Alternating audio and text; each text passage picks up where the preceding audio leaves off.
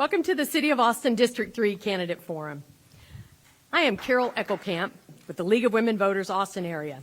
Our league partners with the City of Austin Ethics Review Commission to help everyone get to know the candidates vying for their vote. As a local chapter of the League of Women Voters, we are a nonpartisan political organization founded over 100 years ago. Our membership consists of men and women promoting informed and active civic participation. Despite the divisiveness in our country, you all candidates sit here as examples of the good things in our democracy. If elected, you will represent the citizens of this district and will have the opportunity to affect change at a local level. Today's questions were created and edited by the League of Women Voters of the Austin area with input from community organizations, government entities, and the general public. No candidates were given these questions in advance. These forums will be available at the City of Austin ATXN network in the archives alongside all of your City Council and Commission meetings. This evening, candidates, you'll have 2 minutes for your opening statement and 1 minute closing statement, and you're going to be given 1 minute to answer the questions.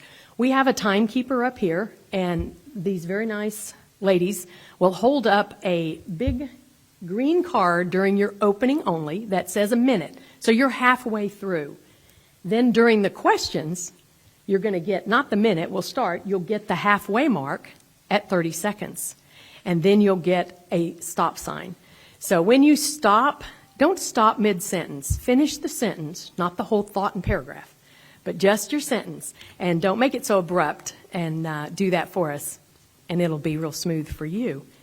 So we ask that the candidates refrain from any personal attacks on their opponents, and we ask our live audience also to refrain from reacting in support or oppositions to the statements by these candidates.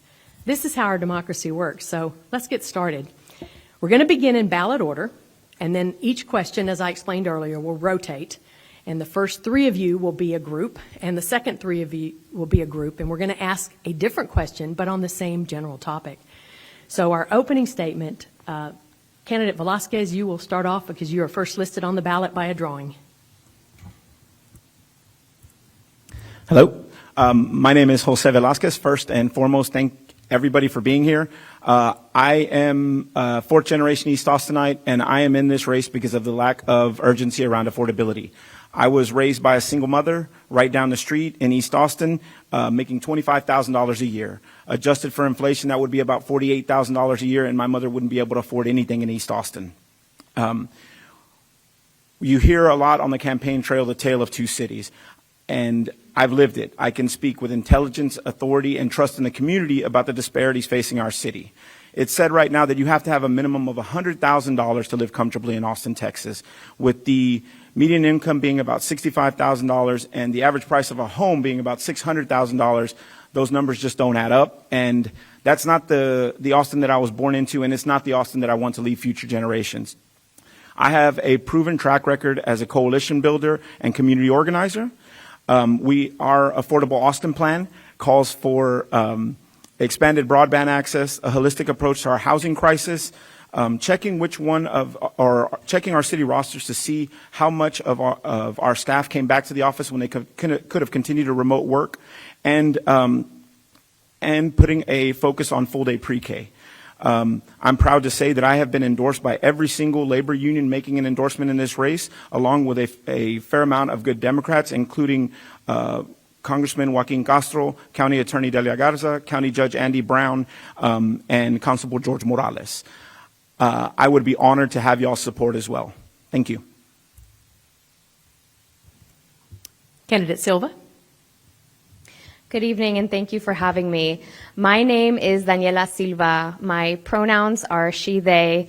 I am a first-generation Texan, proud daughter of an immigrant, unapologetic progressive, member of the LGBTQ community.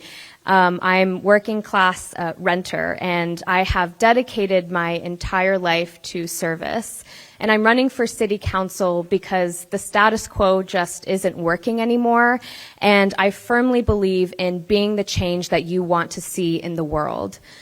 District 3 deserves a representative who's not only going to talk the talk, but walk the walk. Someone who centers equity, justice, and sustainability in everything they do, not only professionally, but personally. With a bachelor's and master's degree from Texas A&M University, policy experience on the state and federal level, having served as a Peace Corps volunteer in Togo, West Africa, working in the nonprofit space here in Austin, and serving on the Hispanic Latino Quality of Life Resource Advisory Commission, I am not only capable but qualified enough to do this job and do it well. In addition to my professional and academic background, I have served as an activist and organizer along many nonprofit organizations and mutual aid groups. And in a time when the rights of women, of people with uteruses, and the LGBTQ community are at stake, representation matters now more than ever. And I want to serve the District 3 to help shape policy that gives everyone access to a great quality of life through housing, through healthcare, through environmental justice, and protecting our beautiful green spaces. So please make no mistake. I am pro-housing. I'm pro-environment. I'm pro-choice. And it would be my deepest honor to serve as the next representative for District 3 on the Austin City Council. Thank you. Candidate Fernandez. My name is Gabino Fernandez, the Poor People's candidate running for the Austin City Council District 3. When elected, our office will empower Austin City Council District 3, 92,000 residents, voices at the Austin City Council dais. I come from the barrios of East and South Austin and have lived and worked in District 3 all my life. I'm a 1972 graduate of Johnston High School. I attended Juarez Lincoln University and Austin Community College, studying government and history. I possess 40 years of civic engagement in District 3 as a member of El Concilio, an umbrella of neighborhood associations in East Austin. I am the only candidate with governing experience serving as Travis County Commissioner, Precinct 4 Marcos de Leon's Chief of Staff from 1991 to 1994. District 3 is embedded in the Precinct 4 Commissioner's boundaries. I have also served as Travis County Democratic Party appointed election judge for Precinct 439 for the past 15 years. And Precinct 439 Democratic Chair 2 terms, and Travis County Clerk election deputy judge for 15 years. When elected, I will govern with the lens of diversity, equity, and inclusion, and with a horizon of climate change. Property tax relief is one of the most common echoed amplified issues in the community. I will work to bring property tax reliefs to people in our community. I support building housing for persons of 30% MFI. I oppose Austin Energy's proposed rate increase. And I oppose the expansion of IH-35 with more lanes and support the Rethink IH-35 approach. And we need to divert traffic to HH30 like it was proposed. 25% de la gente del Distrito 3 habla español. Tenemos que elegir a alguien que pueda comunicarse con toda la comunidad. Thank you. Candidate Elias. Hello, my name is Jose Noé Elias. I am a candidate for Austin City Council District 3. I am a teacher. I am an immigrant. I'm a husband. I am a father. I was born in Mexico, and I came to the United States when I was 8 years old. We settled in Montopolis. That's where I grew up, and that's where I live and where I am raising my family. I lived undocumented for 20 years. Besides that, I was able to earn a bachelor's and a master's degree from Texas State University, and now I work as a second-grade dual language teacher. You know, as candidates, we talk about our working families and how they're struggling to live in the city of Austin. Well, as a teacher, I see those struggles every single day. I see my students whose families share a one-bedroom apartment, even though the parents work multiple jobs. Then their stress is compounded by increases in prices of food, transportation, healthcare, and childcare. As a candidate, I've been walking District 3 and knocking on more than 6,000 doors, and I see the same struggles throughout the district. Our working families are just one crisis away from facing eviction, homelessness, and displacement. So we need to do better by our working class, by our working families. We need to take care of those that make the city what it is.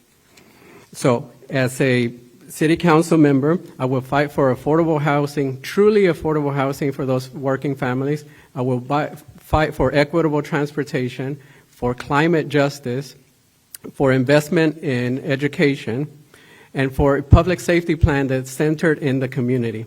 So I would love to have your support. If you need more information, go to my website, www.josenoeeliasd3.com. Thank you. Thank you. Candidate Weldon. Hi, good evening. My name is Yvonne Weldon, and it is an honor to be running to represent the people of District 3. So when people think of District 3, they mostly think of the East Side. However, and East Side is a wonderful district. I grew up in South Austin, and I was bused to Johnston. I love Dan's Hamburgers over on Airport. However, the District 3 is more than just the East Side. I now live just south of South Austin Hospital. We have the Battle Bend District. We have we have South Austin as well, St. Edward's University, and there's a district that's just north of me, since I'm about 3 or 4 miles south of downtown, that there's some people that they'd like to consider themselves Central Austin, and that's fine. However, the reason I'm running for the City Council is I believe that the city is doing a reckless job in managing our taxpayer dollars and its core responsibilities. So there are 3 key issues right now that are critical issues, and I have personal lived experiences on each one of them. One of them would be homelessness, and I can't go into all the details about this, but I did recently give a 3-minute testimony to the DACC on this particular issue, and I spoke a lot faster than I was speaking now. But that is a very important issue to me, is to deal with the homeless crisis that has been created since we lifted the camping ban, and which never got dealt with after Prop B was passed. Also, crime. We're the second worst crime district in the city. We have over 850 of car thefts that happened just this year, hundreds and hundreds of assaults and burglaries, that aggravated burglaries, just this year alone, and the crime is increasing. So, and I do believe that though this is because of an extreme leftist progressive movement that has exacerbated the crime crisis through the defund the police movement that is fueling the crisis. Affordability is also a third aspect. I just want to say that my income is about 20% of the median family income, and so I understand affordability from a personal level. Thank you. Thank you. These topics were chosen random, which topics that we... Oh, I'm so sorry. I'm so sorry. We had... I apologize for that. So you're going to get a full 2 minutes here to give us your intro. It's very exciting to hear all of you, but we're looking forward. Hi, thank you. My name is Esla Wishner. My website is www.wuuniversal.com, wueuniversal.com. So I'm originally from Sri Lanka. I legally migrated here. I grew up with nothing. Wasn't able to qualify for food stamp through my parents, so I didn't live off government assistance. I did everything on my own to make it to where I am today. I used to be in the Air Force. I used to fly airplanes when I was 18 years old. I done HVAC, landscaping, construction, sales, administration. I done a lot of multiple jobs. So I understand, I can honestly relate to a lot of the people. The reason that I'm running for Austin City Council, it's not because I wanted to, because I feel like I had to, because I'm so tired of these politicians that are doing all these block walks because they don't have a full-time job. Most of these people are running because they just need a pay raise. And the real thing is that this city is becoming corrupt because our district attorney, Jose Garza, is funded by somebody named George Soros, who funds Antifa and destroying the city. So I want to expose everyone's corruption. So one of the biggest things I want to do is audit all city government, all city departments, and I want to create a database where everyone will have access to show where your taxpayers' money is going, and I want to make it very, very easy for people to find out where their taxpayers' money is going. Because you hear all these candidates tell the same exact things, like, hey, I'm going to do this, I'm going to do this, I'm going to do this. But once they get into the office, you find out they're actually kind of dumb because they don't have any logic to do so. I am going to fix it. I'm going to solve all the problem. I'm going to make sure the police, law officers, EMS, everyone's fully funded, and I'm just going to expose everyone's corruption. So I'm going to be a big target because I just want to save the city. I want to help the local small businesses. I want to lower taxes. I want to make sure that Austin is not going to become the next Portland, San Francisco, like it's becoming. And I want to I really have a solution for the homeless problem. But vote for me. Thank you. Thank you very much. It's very exciting to hear your intros, and so we're excited to ask these few questions that we can. And so on this first question, we'll be starting in this group with our first group. We'll be starting with candidate Silva, and we're going to discuss homelessness. All right, and there are many public and private organizations that provide health services for those experiencing homelessness. What do you believe is working or not working in this battle to address the health and wellness of this population? And you'll have 1 minute for the answers. Okay, thank you. Well, there are, yes, dozens of organizations that are doing the work. I think some of the good things that are happening are addiction recovery resources to help folks who do suffer with different addictions, as well as mental health resources and different organizations that house people with wraparound services to make sure that not only do they have shelter, but they have connection to folks who can help them get their paperwork back, as well as if they're trying to get a job, they can get new clothing, doctor's appointments, dental care. That all exists. The issue is that most people just don't know.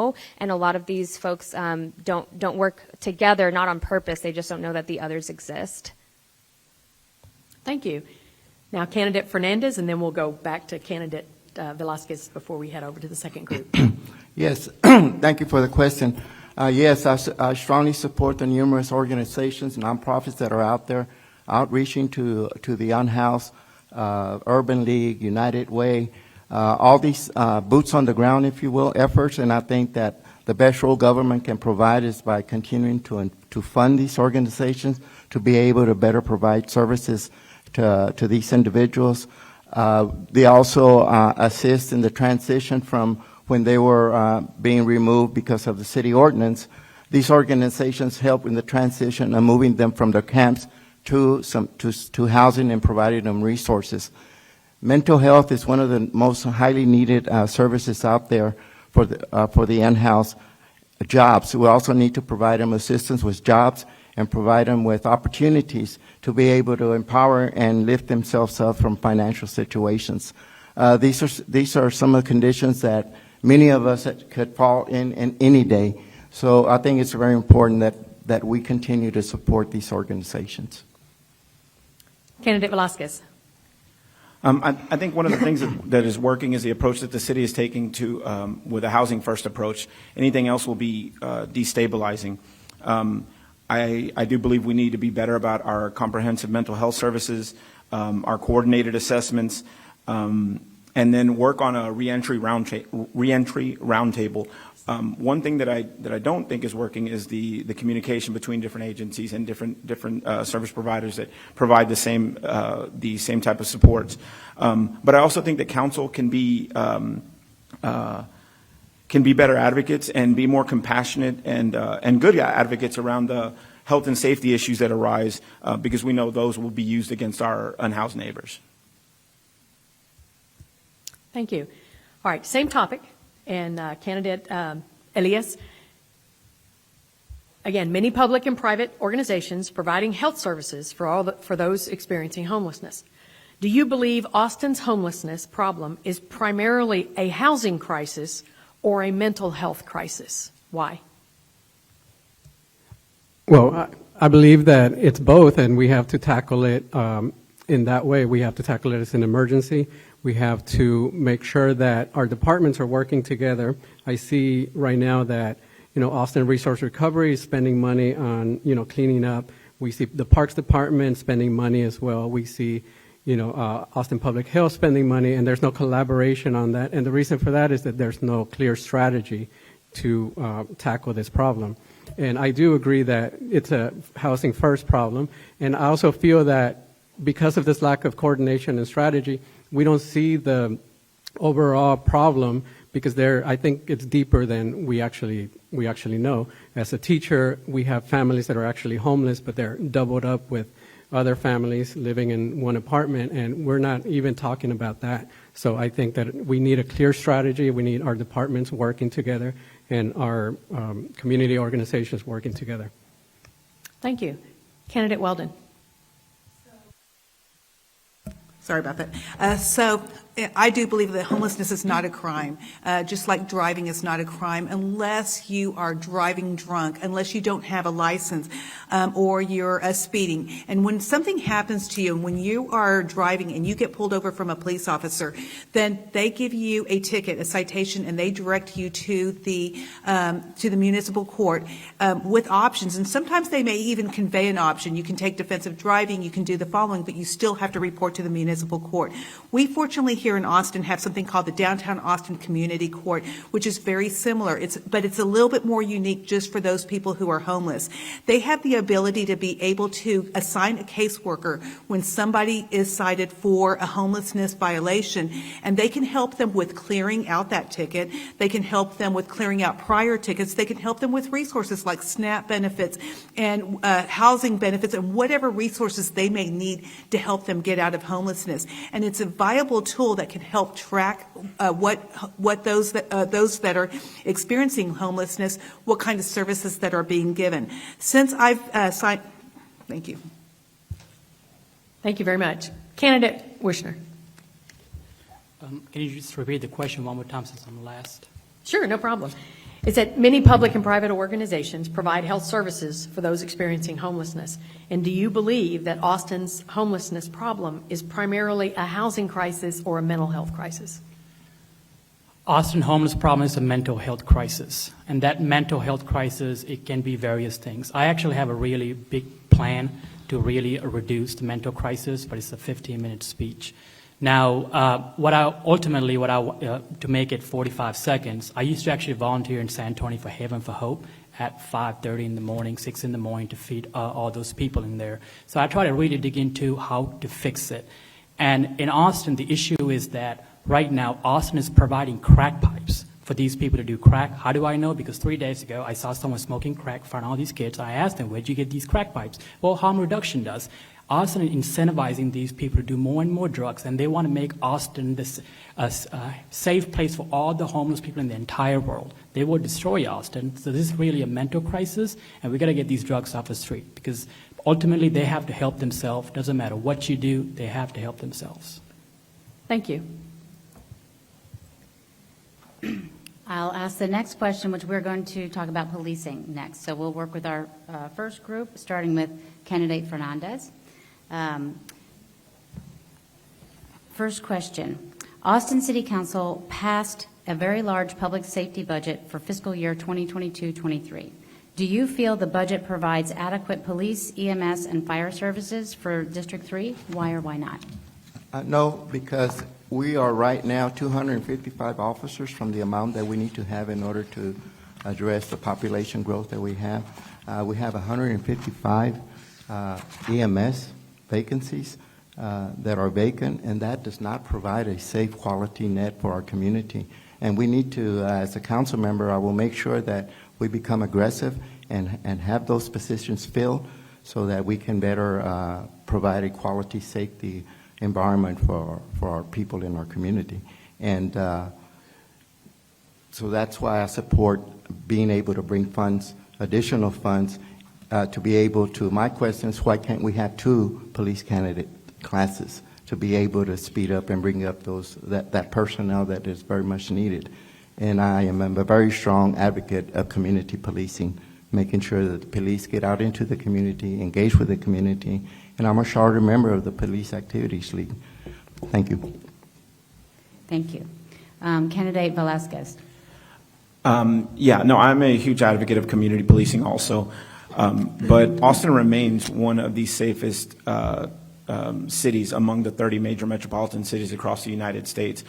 But the area that we need to address is the shortages in our EMS and how those folks are paid and how we can help retain and recruit people.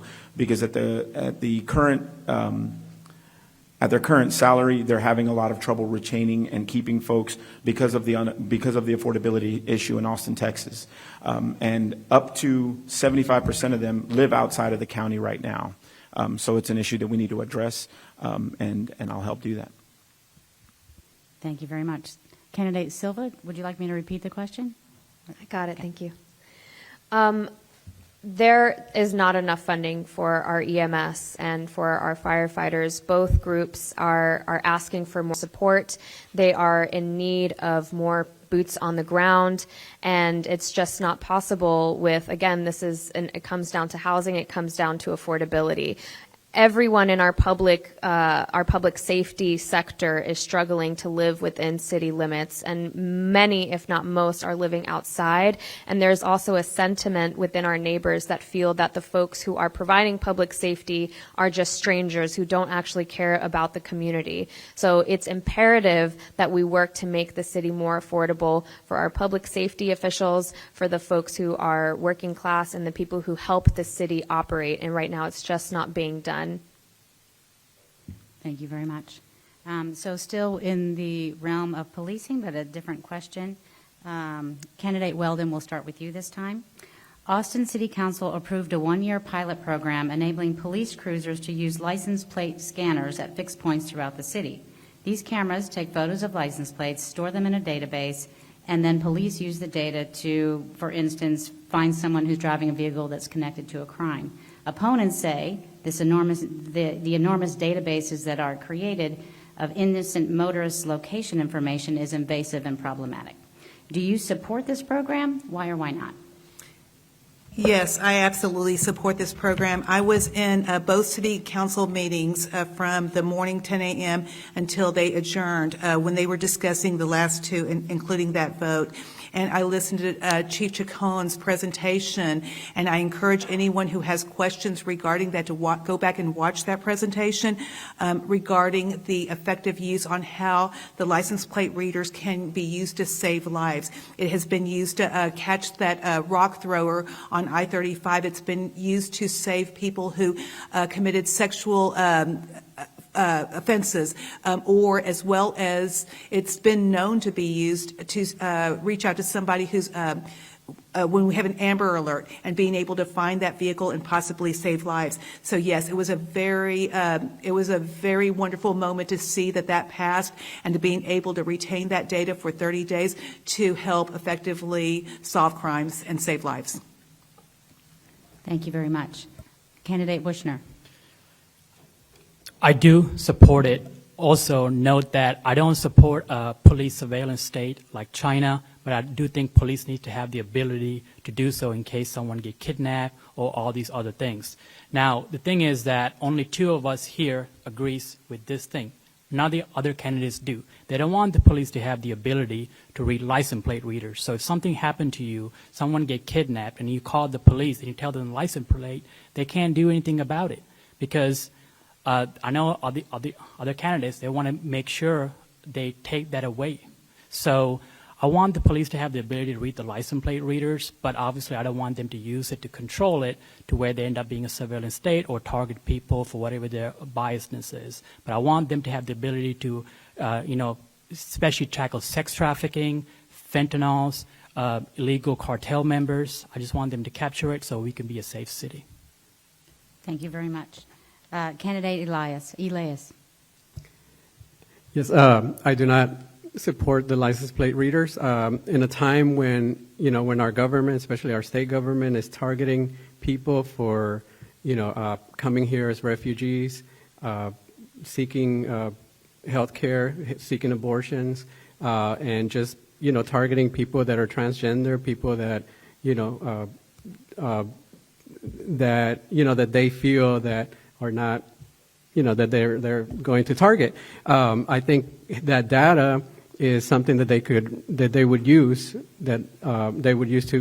do the same thing, to target people, target women that are going across state lines to seek an abortion, target parents that are, helping their children who, don't identify as, the sex transcribed to them, or targeting migrants that are coming through our state. and so that's the reason why I don't support license plate readers. Thank you. On our third question, and we'll start with candidate Velasquez in this first group, and we're going to talk a little bit about human trafficking in Austin, Texas. The state of Texas has the 10th highest rate of human trafficking in the country, according to the City of Austin's Human Trafficking and Vice Unit. If elected, what will you do to address the issue of human and sex trafficking?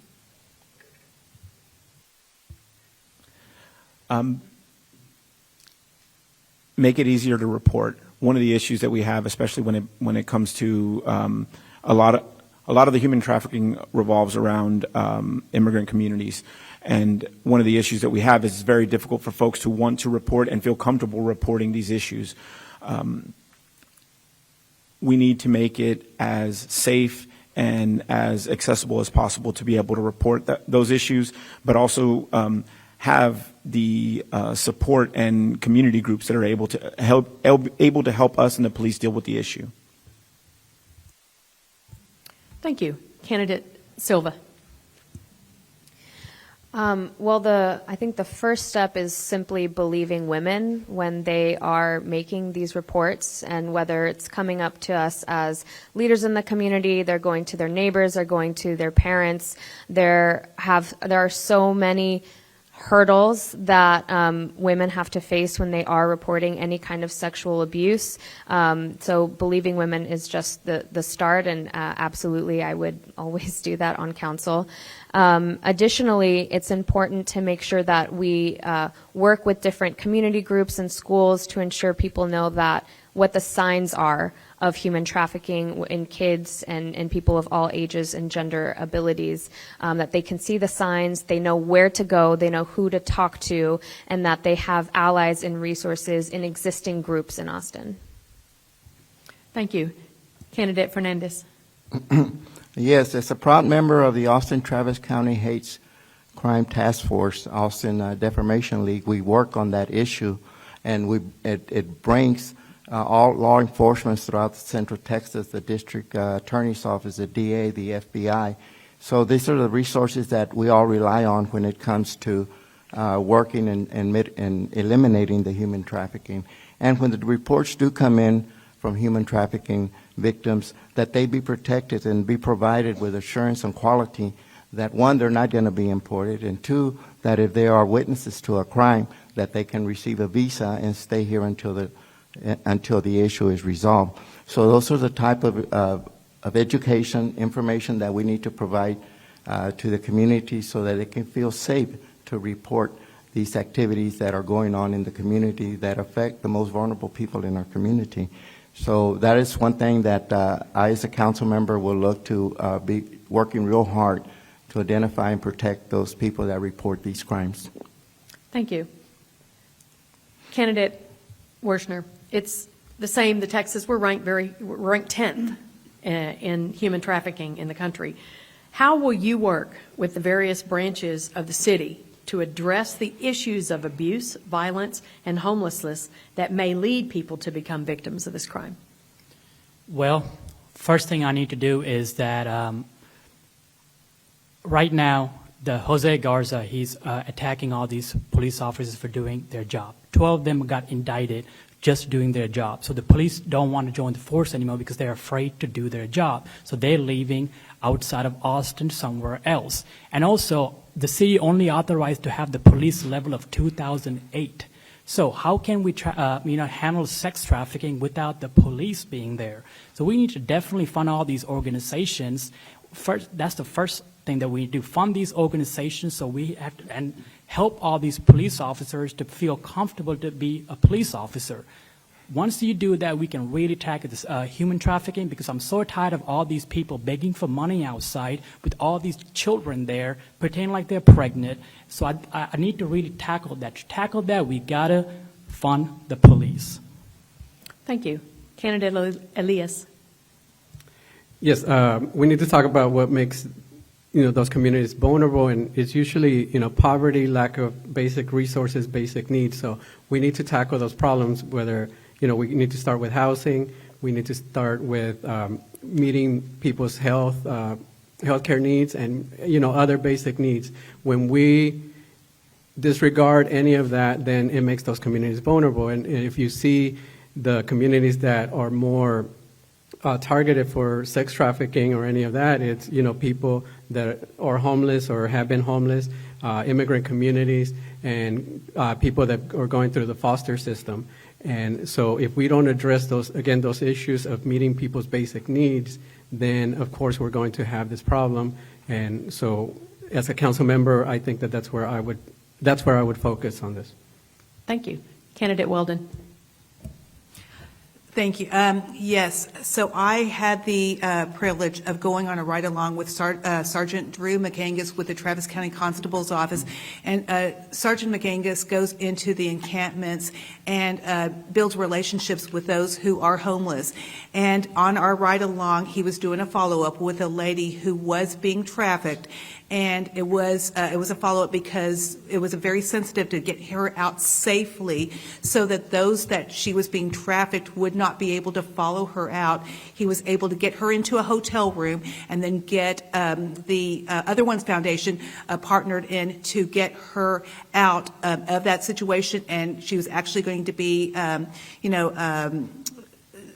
there was a process that she would go to, but they were sending her back to Florida where she would get into a safe place, into a safe home. So as far as, I also got to do a ride-along with the Austin Police Department, and I think it's very critical that we notify all of our first-line responders who deal directly with the public, even fire and EMS who may have to deal with this, to make sure that they are trained and aware of the issue. Thank you. Thank you. Sorry. Most of you addressed affordability in your opening statements, so we're going to ask a couple questions about that. Candidate Silva, we'll start with you with this group of questions. The city's strategic housing blueprint calls for 60,000 affordable housing units to be built across the city by 2028, including more than 6,200 units here in District 3.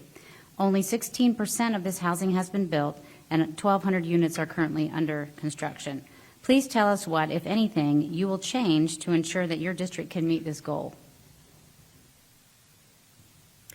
The permitting process is incredibly cumbersome and expensive and can be made much more efficient so that folks who are constructing these units can do so in a timely fashion and do it well.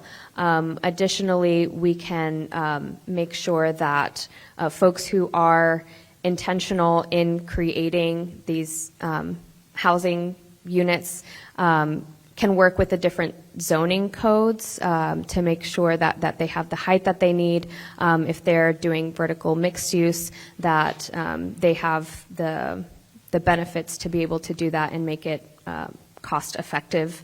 But permits is just kind of the number one thing that I hear time and time again with folks who are trying to create deeply affordable housing, that it's too expensive and it takes too long. Thank you very much.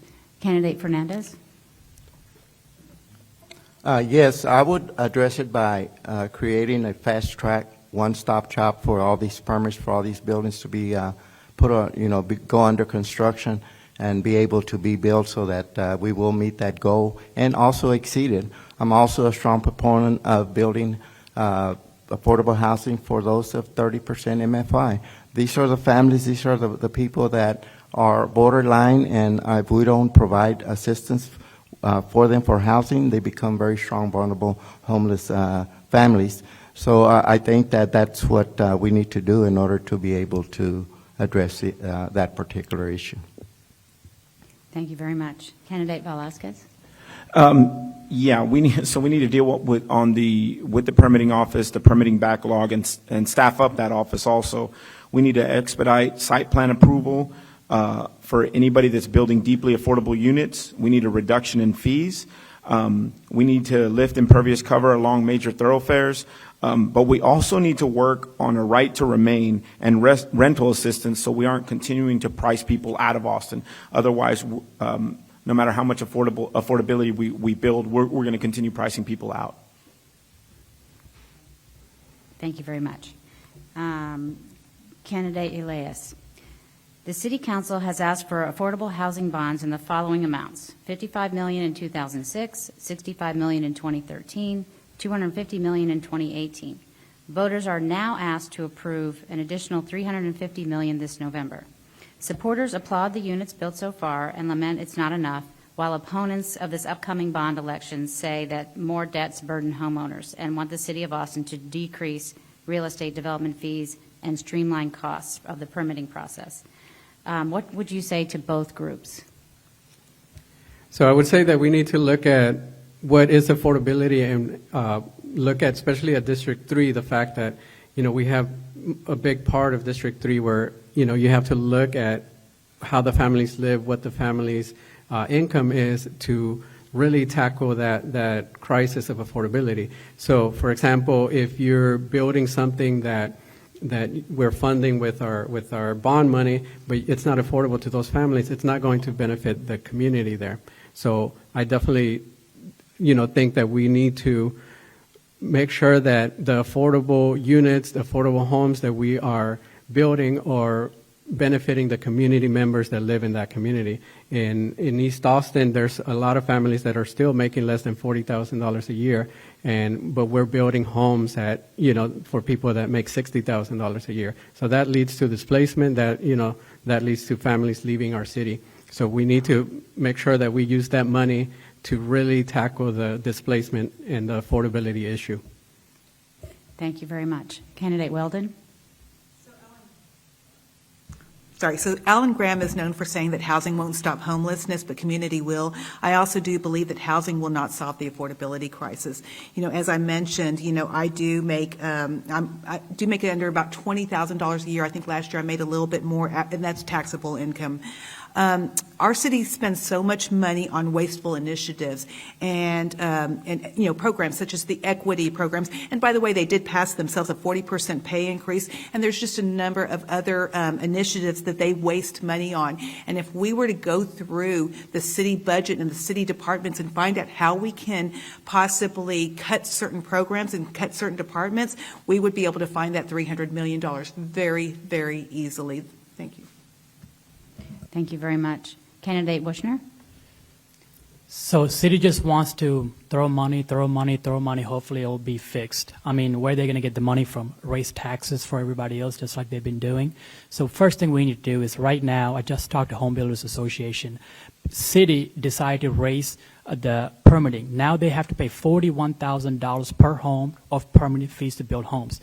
Also, $6,000 just to park their car per home. That's the reason why the home price is going up. So I want to cut a lot of these red tapes down. Also, I want to have more money in people's pockets so they can actually afford to live there, pay their electric bill, everything else like that. I also want to support tiny homes. I think that can do a lot of good things to the city. So, definitely, cut a lot of these taxes out. I want, especially these property taxes, so people have more money in their pockets. That way they can actually live comfortably like they used to. Definitely want to cut a lot of these red tapes down that the current, previous city council, approved. So. Thank you very much.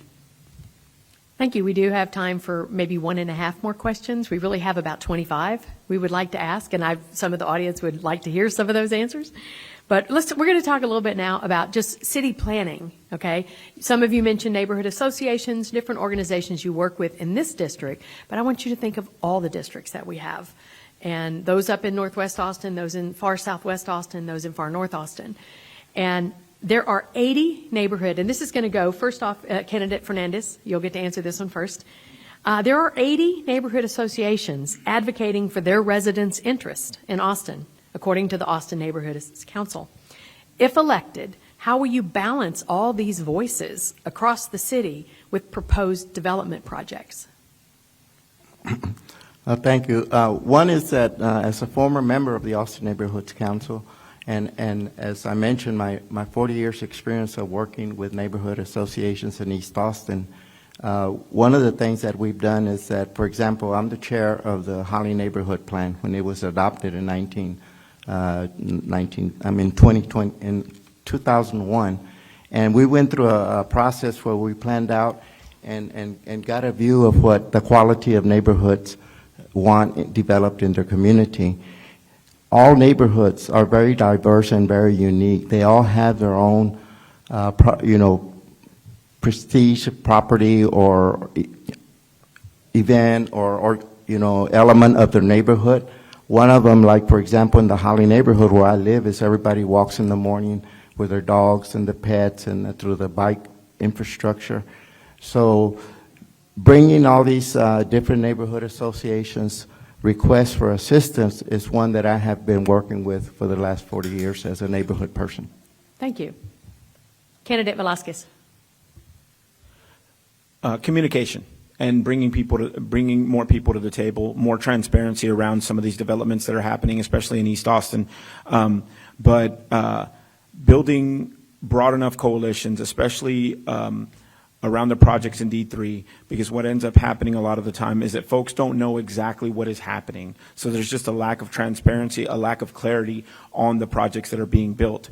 So if we're talking D3 specific, it really is working with the different neighborhood groups to ensure that they are at the table and understand what the what project is being proposed. Thank you. Candidate Silva. I've seen a really great trend recently of, and this is just a few people that I know personally who have are developers who actually go to neighborhood meetings and propose their project that they're wanting to do to get feedback so that there is that communication. We've also seen situations where there's going to be a redevelopment and the tenants demanded a stipend or some kind of compensation for being displaced, and that was able to be done. So I think we need to bring the neighborhood groups together with the developers and a tenants council, making sure that organized tenants are having a voice in this situation as well to meet the needs that exist currently and that will exist in the future of Austin, because at the rate that we're doing it, we just aren't going to be able to meet the needs, and that's going to further worsen displacement, gentrification, and make it overall more expensive to live in. Thank you. So we're going to move, Candidate Weldon, you'll get to answer this one first. And with Code Next, and this is all, again, I want you to think about city planning wide, go from District 8 over there all the way to District 1. And think about it district-wide. With Code Next off the table and no new land use plan in effect, should zoning be unique to each district or applicable throughout the city limits? Why or why not? We definitely need to rewrite our land development code. However, we do need to make sure that everybody has a voice in it. The reason that the Code Next failed was because of a lot of failures of communication. So yes, making sure that everyone is at the table when we're rewriting that development code. There is going to be some different aspects, like, talking about different neighborhood groups. I know we got Hyde Park, which is a very historical group, and we should not force them to change something if that's what the neighborhood group wants to be able to do. But to ensure that we are bringing all voices to the table. Thank you. Candidate Wishner. So a lot of the issues these communities have is that their voices don't get to hear. They go to these city council meetings, they get 1 minute to speak. I don't like that. I want these people that live in these communities who actually care, have the time to come have a conversation. If through a video chat or something like that, come and have a conversation. Then I also want to support definitely the local neighborhood associations, because I think they have a lot of concerns, and I want to get around a table, see what the solutions that they want to bring it up, see what is the most applicable, and through a democracy process, I want to help implement it so everyone would, most of the people would feel comfortable. All right. Candidate Elias. Yes. So I believe when we're talking about housing and the land development code, we really have to focus on what our goals are, what our strategy is. And I think that's something that neighborhood associations, neighborhood groups, different people react to, is the lack of communication, the lack of strategy. So when we're developing something, like if our goal is, for example, what we all talked about here, affordability, then we need to tackle that as that. What can we do? A lot of times just upzoning something is not going to bring affordability. It's just going to allow a developer to build more and make more money off of that. So we need to make sure that we're building on public land to decrease costs. We need to streamline to decrease costs, and we need to streamline, those community groups that are building truly affordable housing. And I think that we need to have that conversation about affordability, when we're talking about housing. So you're all wondering how we're going to have a half a question. I could just, I said we're going to do a question and a half. You're not going to get a minute to answer this. You're going to only get 2 words. Okay? 2. We're going to start at this end of the table. We opened and we did that. So we're going to start with candidate Wishner. Describe yourself in 2 words. Driven, just 1 word. 1 word's great. Candidate Weldon. I would say blessed and persistent. Candidate Elias. Teacher and student. Candidate Fernandez. Trustworthy and community engaged. Candidate Silva. Service-oriented. Candidate Velasquez. Compassionate servant. See, you didn't need a minute to tell us how wonderful you guys are. We're very excited to have been a part of this candidate forum. And this is the time that you will have to give us your 1-minute closing. You've told us a lot about you, and you told us in your 2-minute intro a lot of really good information. Now wrap up why the voters should vote for you in 1 minute. And we will be starting we're going to go the second group first. Y'all have had it first.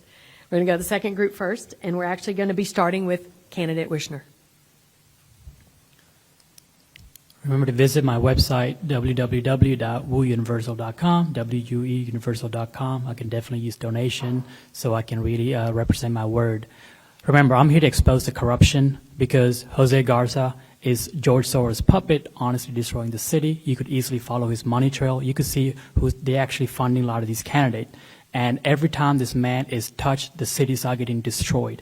I'm here to expose the corruption, make Austin safe again. I want the small businesses to rise again. And I want all the property taxes done and audit every single Austin city department to show where everyone's money goes through a database so every one of y'all can actually see what is going on in Austin. Thank you. Thank you. Candidate Elias. I am Jose Noe Elias, and I want to represent you, the community, and City Hall. We have a democracy gap in City Hall. The voice of the community is not heard, and the influence of special interests has accelerated, especially these last 8 years. As I walk District 3, and I've knocked on more than 6,000 doors and had hundreds of conversations, I hear the same stories of neglect of District 3. Our outgoing council member has not been responsive to the needs of District 3. I hear it when I hear stories about flooding, about the winter storm, about traffic infrastructure, and that is not a way to represent your district. So by walking the district, knocking on doors, and having these conversations, I am showing that that I want to represent the entire district of District 3, all the communities, and I want to bring a community's voice to City Hall. Thank you. Thank you. Candidate Weldon. So when I heard about the 40% pay raise, I was blown away. I had no idea originally how much city council person got paid until about a week before, and then they announced that 40% pay raise, and I was blown away. So immediately I said, when I expressed my concern, but right after they passed it, I said that I would donate it and I would create a fund. So that's about $30,000 a year. That's more than I make now. And so, yeah, I would donate it to a fund and to be able to do matching funds with that. I'm not doing this for the money. I'm doing this for the accountability and transparency that we need to restore the trust of how the city is managing our taxpayer dollars and the services. We're wasting a lot of taxpayer dollars on issues and initiatives that are of no value except to a very, very small portion of the public. Thank you. Candidate Velasquez, we'll start with you in this group. So District 3 encompasses a number of historical neighborhoods.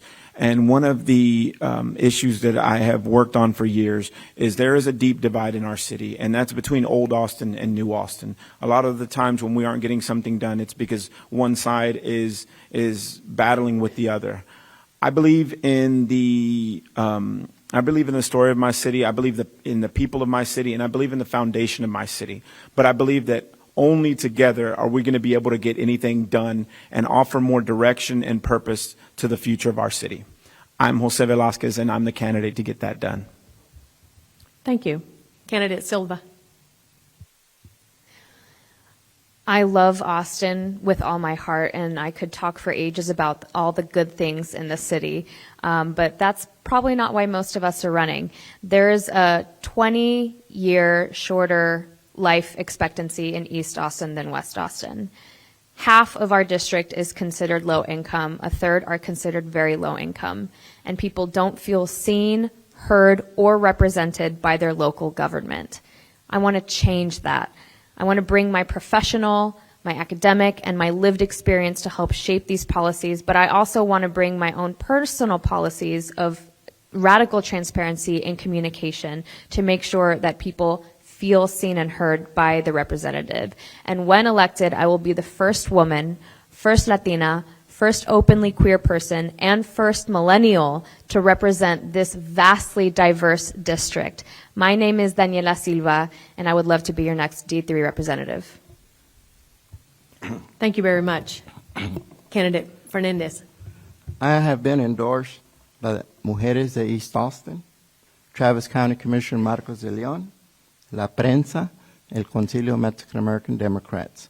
If elected, one of the things that I will do is I'll open 2 satellites to bring government to your community, one in East Austin and one in West Austin. And when elected, you need to have a person that has rapport and outreach connections with other elected officials to bring in federal funds, to bring in state funds. For example, Lloyd Doggett recently recognized me for my community work. It was a pleasure to visit with you at the East Austin Lions Club Memorial Day flag raising.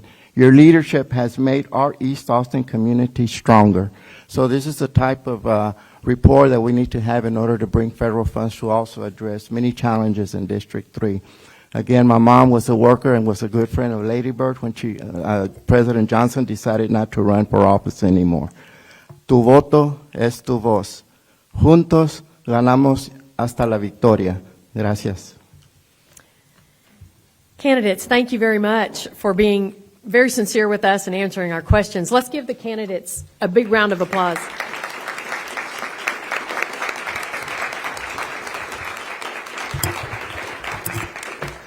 Now, in my intro tonight, I told these candidates that they have an opportunity to affect change, but I want to talk to the audience for a minute, and I'm just going to turn around here and freak the city out on the choirs here. I told the candidates, that they could affect the change, but no, guys, it's you all in this office and those of you listening tonight, the voters of District 3. You hold the power of our democracy with your vote. You have the privilege to elect a representative from this group and the obligation to hold them accountable once they're in office by communicating with them. The League encourages active participation of all of you here and all of you listening. To aid in your decision, our nonpartisan voters guide for this election will be available online. It's a very easy website. It's www.lwvaustin.org. It's in English, Spanish, Vietnamese, and Mandarin online, and the printed guide will be distributed in English and Spanish at this time to many locations around town, beginning Friday, October the 21st. The Vote411.org is live now. That is a project from the U.S. League of Women Voters U.S. office, and it is live for English and Spanish at this time. Early voting begins Monday, October 24th, and ends Friday, November 4th. Our election day is Tuesday, November the 8th. The deadline to register to vote in this election is October the 11th. That's next Tuesday. If you have moved since the last time you voted, if you're new to Austin or you aren't registered to vote in the county which you live, We can help you right today at the back table. We can do it in about 5 minutes. We really appreciate your attention from wherever you are listening and watching, and especially for those of you that showed up to listen to these candidates vying for your vote. Please be a part of this great democracy. Go vote. Thank you, and good night.